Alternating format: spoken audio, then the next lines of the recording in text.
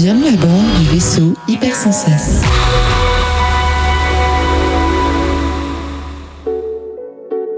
Bonjour à vous qui avez choisi, par envie, par curiosité ou tout simplement par hasard, de m'accompagner dans les méandres de mon imaginaire. Je m'appelle Jean Voca, j'ai été élevé aux comics de super-héros, biberonné aux blockbusters américains, à la Japanime, à l'heroic fantasy, et des maîtres de l'univers à Conan le Barbare, d'Highlander à Cowboy Bebop, de la Comté du Seigneur des Anneaux au Nostromo d'Alien. Tous ces univers ont façonné mon esprit, l'ont peuplé de monstres, de héros, de guerrières intrépides et de sorciers maléfiques. Autant de personnages qui m'ont fait trembler parfois, galvaniser souvent, accompagner toujours. Laissez-moi vous emmener explorer mon paysage mental et y découvrir les histoires qui y ont germé. Bienvenue dans la cartographie des chimères. L'illustration de couverture est signée Victor Lejeune. La réalisation est assurée par Adrien Larousé qui a aussi composé la musique avec Apolline Dash. L'épisode du jour s'intitule « Le dernier cancan ».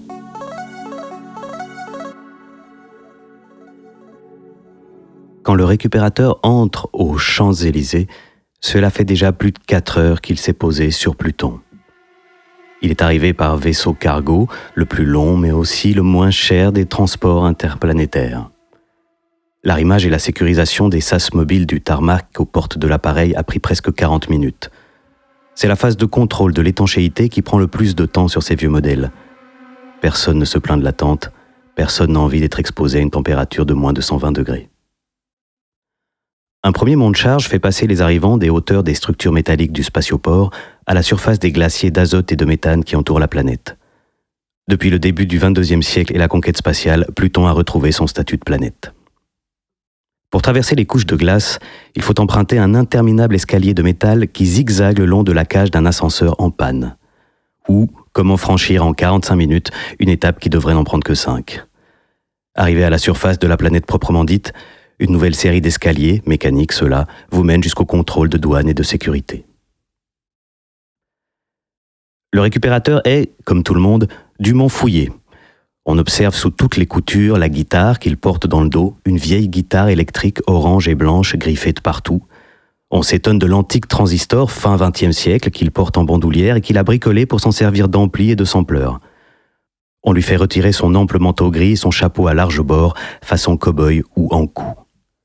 Son visage sec, ombré d'une barbe de 3 jours, son imposant nez anguleux, ses yeux perçants, ses oreilles un peu trop grandes et son crâne rasé sont méticuleusement comparés aux hologrammes de ses papiers d'identité.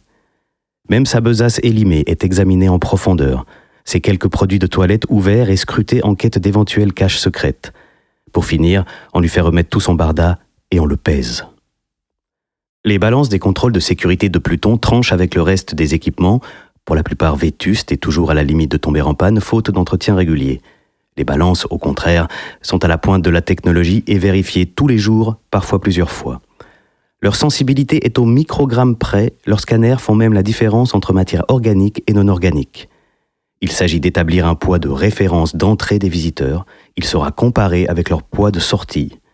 Sachant que 10 grammes de poussière de diamant bleu azur de Pluton valent dans les 100 000 crédits, les compagnies minières qui tiennent la planète veillent particulièrement à ce que pas un atome ne leur échappe. Mais ce que le récupérateur est venu chercher sur Pluton ne pèse rien et vaut bien plus. Alors qu'il attend son tour dans la file d'attente, il s'entretient avec une jeune femme vêtue de noir accompagnée de 2 jeunes enfants, une jeune veuve qui vient pour faire rapatrier le corps de son défunt mari. Les accidents sont fréquents dans les mines. Elle lui demande « Et vous, vous êtes là pourquoi ?» Il répond « Pour la musique ». Les formalités terminées, la descente peut reprendre. 1 demi-heure serrée dans un ascenseur de 80 places. Plus on descend, plus la chaleur augmente, et le bruit aussi. Alors que tout le monde râle, le récupérateur sourit en écoutant le vacarme saccadé de la machinerie qui lui évoque un rythme ternaire. Il en sample un extrait sur son vieux transistor, ça pourra toujours servir.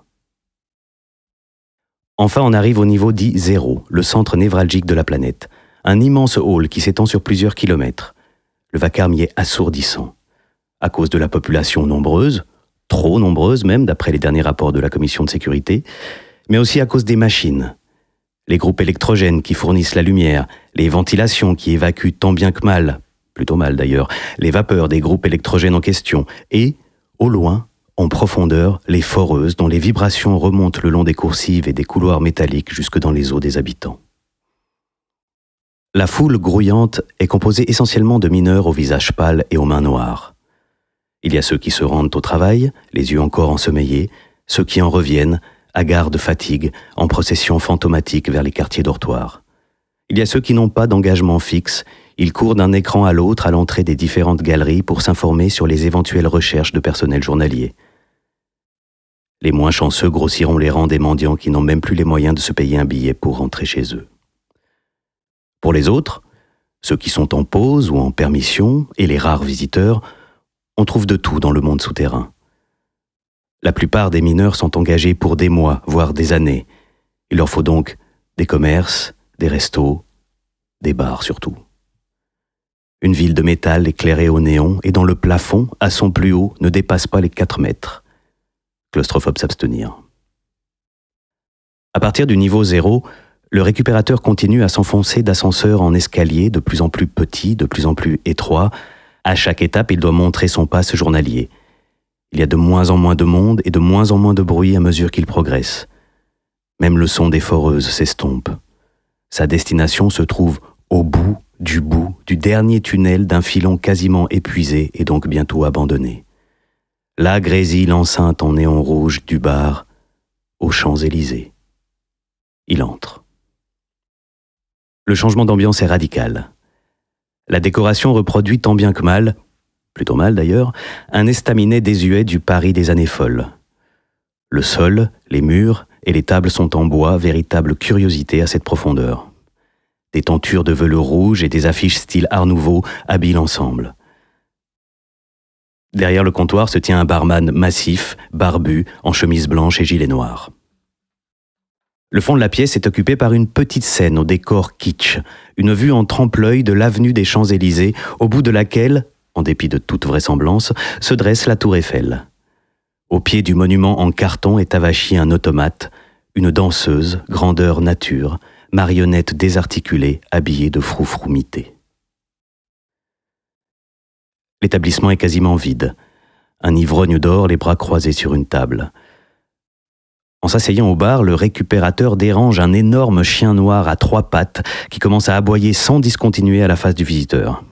« Ah, c'est malin !» grogne le barman. « Maintenant, on en a pour des heures. » Il fait le tour du comptoir, invective sans succès le mastif énervé. Sans rien dire, le récupérateur saisit sa guitare, branche son transistor ampli et entame un blues en mi. Le son est crapoteux, l'accordage approximatif. En un mot, c'est parfait. Ça tord les tiers, ça tire l'arigot, ça bende les cartes sans vergogne, ça ose une sixte un peu gonflée dans le contexte et le temps de revenir à la tonique. Le mastar s'est fait doux comme un agneau, tranquille. Le récupérateur cesse de jouer, repasse sa guitare dans son dos, caresse un peu le molosse ramolli qui s'en va la bave aux lèvres se recoucher dans son panier, tranquille. « Joli !» commente le barman. « Qu'est-ce que je te sers ? Bière, whisky, absinthe de synthèse ?»« Un grand verre d'eau, » répond le musicien. « Eh ben, on se refuse rien, » dit le barman en le servant. Le récupérateur boit en silence. Ni les aboiements du chien ni la musique n'ont réveillé l'ivrogne affalé sur la table du fond. « T'es pas un mineur ? » demande le barman. « T'es là pourquoi ? » « Je suis un récupérateur. » « De quoi ? » ?»« De musique. » Il désigne la danseuse automate. « Je suis là pour ça. »« Anna ? Cette vieillerie ? » ?»« Ouais. Je me suis laissé dire que cette vieillerie, comme tu dis, contient un des derniers enregistrements du French Cancan original. Je peux l'entendre ? Le barman s'esclaffe. Fais-toi plaisir. Le récupérateur monte sur scène. Il positionne son transistor pour capter au mieux le son. Il soulève la danseuse automate pour y chercher le bouton de mise en route. Elle est lourde. Il la tient par la taille, elle bascule en avant contre sa poitrine et ses bras mécaniques l'entourent comme pour un slow. Il l'éloigne gentiment, se trouve plongé dans son regard de céramique qui a quelque chose de suppliant. Il passe délicatement sa main derrière sa nuque et y trouve le bouton de mise en route. Elle s'enclenche, se tient soudain debout sur ses jambes. Les enceintes abdominales du robot, manifestement endommagées, crachent un grésillement épouvantable, une vibration sourde et heurtée, tout sauf de la musique. Et elle se met à danser. Elle lève la jambe, rebondit lourdement en grinçant, les articulations métalliques usées émettent des clics et des claques, des claquements secs, des tacs sonores, martèlement de la scène sous le poids de la poupée mécanique au regard vide. C'est saccadé, c'est lourd, c'est désynchronisé, c'est dérangeant, c'est pathétique. Une vision de cauchemar. Et toujours pas de musique. Juste le râle d'enceinte antique à l'agonie. Le triste spectacle s'arrête enfin. En un dernier à-coup, la danseuse se fige un bras en l'air en 4e position. Le récupérateur soupire, s'adresse au barman. « Ça fait longtemps qu'elles fonctionnent plus, les enceintes ?»« Ah, ça fait 10 ans que je suis là, je l'ai jamais entendu émettre une note, ce machin. C'est pour ça qu'on s'en sert jamais d'ailleurs, elle fait flipper tout le monde. » Bon, murmure le récupérateur, y a moyen d'accéder au disque dur ? Bah, si t'as un câble compatible, oui. Le récupérateur sort d'une poche de son manteau une trousse remplie de connectiques des plus récentes aux plus anciennes. Il y a même un câble USB 1 datant de plus de 2 siècles et une antique prise Péritel. Sa place est dans un musée. Il trouve la fiche derrière la nuque de l'automate. Une connectique Z2E d'à peine 50 ans fera l'affaire. Il tend un câble depuis la nuque du robot jusqu'à une fiche dans sa propre nuque, reliée à son implant cérébral. Une interface de navigation se superpose à sa vision. Il trouve rapidement ce qu'il cherche. Le fichier audio s'ouvre en plein milieu du morceau. Violon et cuivre explosent dans ses écouteurs internes. Le fichier est en parfait état, malgré quelques crépitements qui trahissent un vieil enregistrement analogique. Il n'en a que plus de charme. Le récupérateur ferme les yeux et poursuit sa navigation dans le disque dur. Il tombe sur une anomalie. Un programme crypté exceptionnellement lourd qui tourne en boucle. Le cryptage est ancien, donc obsolète, le récupérateur entre facilement dans le programme. Et soudain, il est Anna. Jeune danseuse de 20 ans qui débarque à Paris au début du 22e siècle. Il trime dans ses cours de danse, il rêve de gloire et de fortune. Il est si heureuse quand il intègre la troupe du Moulin Rouge, si fier d'y perpétuer la tradition du French Cancan, éternel clou du spectacle. Il est si légère, il lève la jambe si haut, si vite.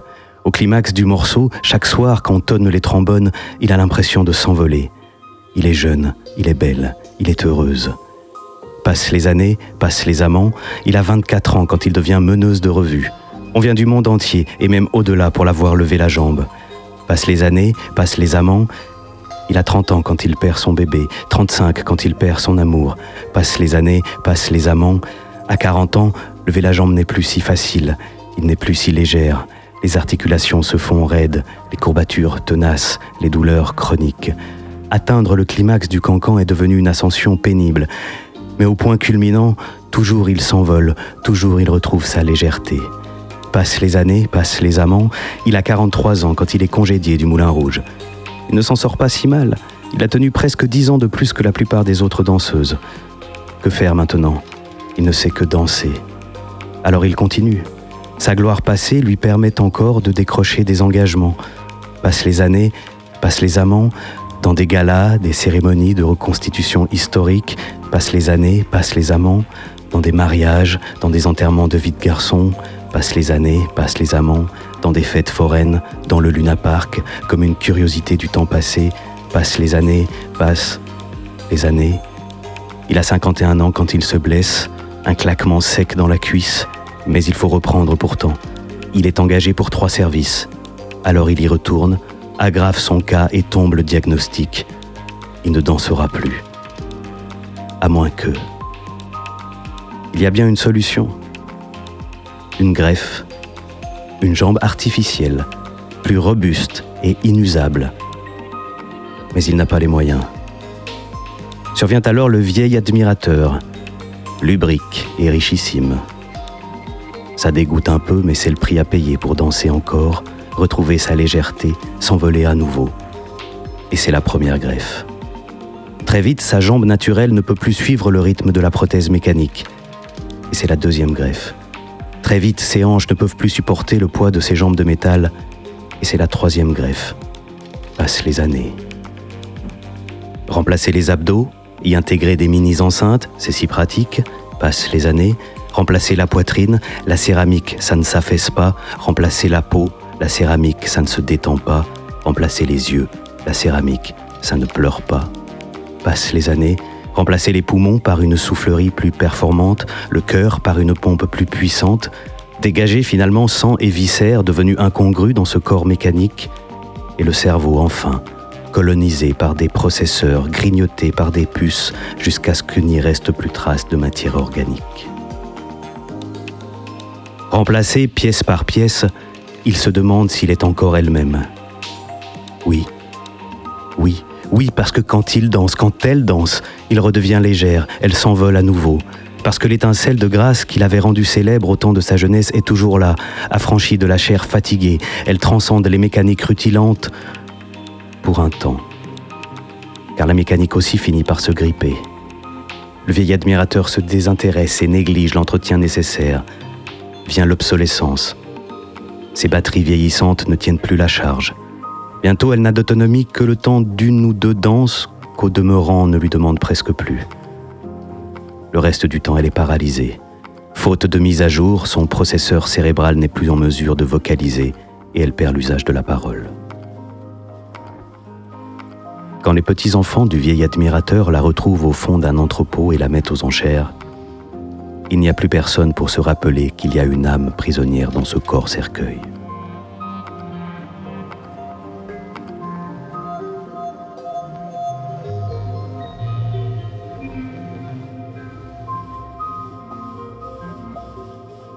De hangars en collection privée, de ferrailleries en cabinet de curiosité, elle ne se souvient plus comment elle s'est retrouvée au tréfonds de Pluton, au bar des Champs-Élysées, assise en bord de Seine, les yeux dans les yeux avec le récupérateur dont elle a vécu la vie tandis qu'il vivait la sienne.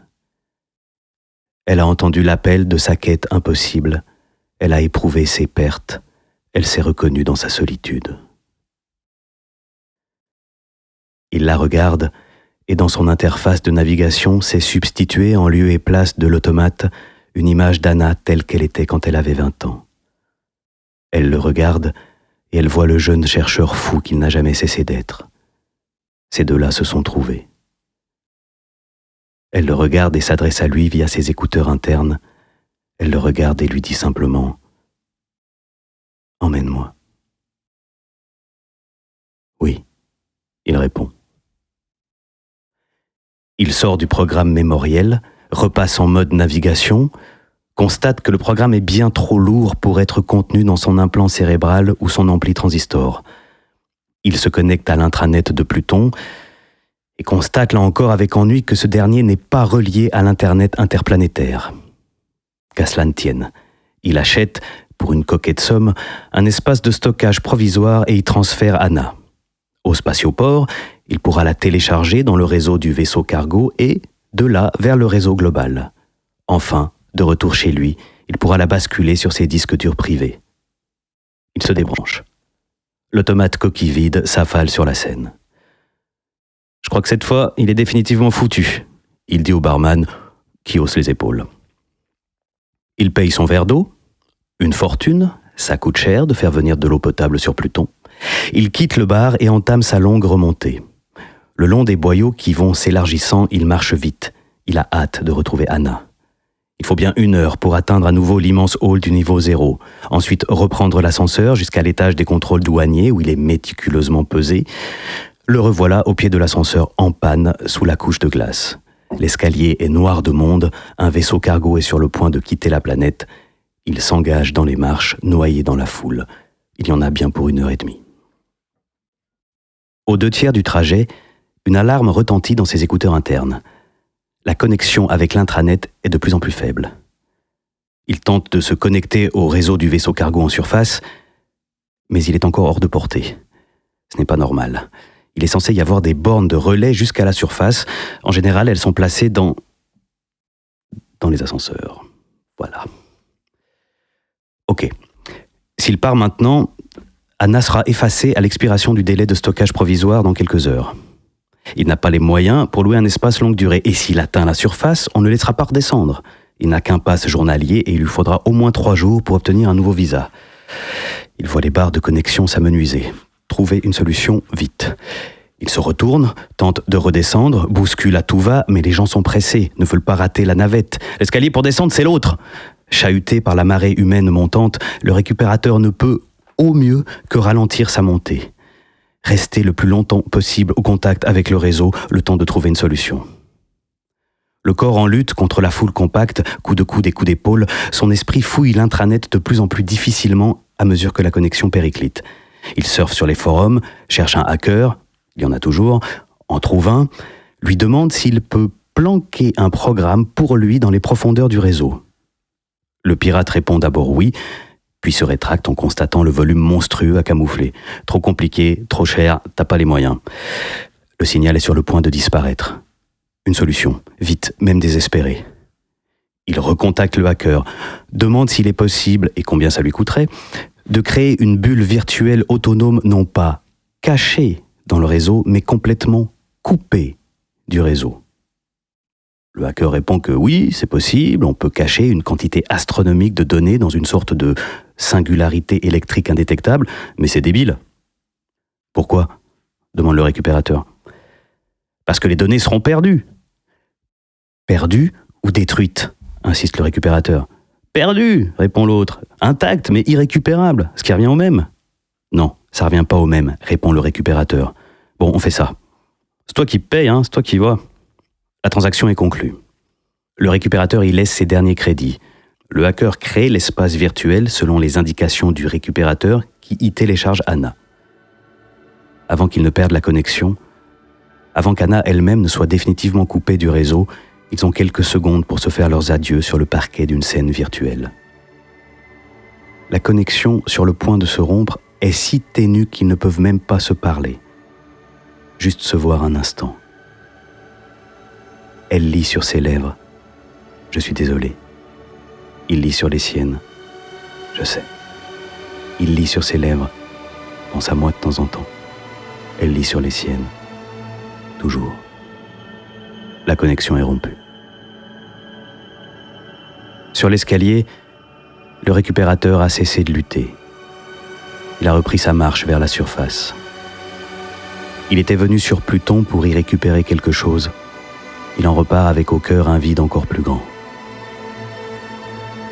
Moins d'1 minute après la rupture de connexion, son implant cérébral détecte le réseau du vaisseau cargo. Dans la bulle virtuelle, Anna a 20 ans à nouveau. Elle s'avance dans l'obscurité sur une immense scène. La lumière augmente en douceur. L'orchestre se matérialise dans la fosse à mesure que les instruments entrent en jeu, à commencer par le piccolo et le basson qui entament un dialogue badin avec les violons. Anna se met en mouvement. Elle est légère à nouveau. La lumière s'intensifie tandis que s'accélère la cadence, tandis que se dessine derrière la danseuse le décor grandiose d'un Montmartre sublimé. Au coin d'une ruelle, on y a représenté un musicien de rue avec une vieille guitare, orange et blanche. Dans la salle gigantesque apparaît un public aux anges, galvanisé par l'orchestre maintenant au complet. Anna lève la jambe de plus en plus haut, de plus en plus vite, escalade la cascade des doubles croches jusqu'à l'explosion des cuivres, et elle s'envole. C'est le dernier cancan. Il durera toujours.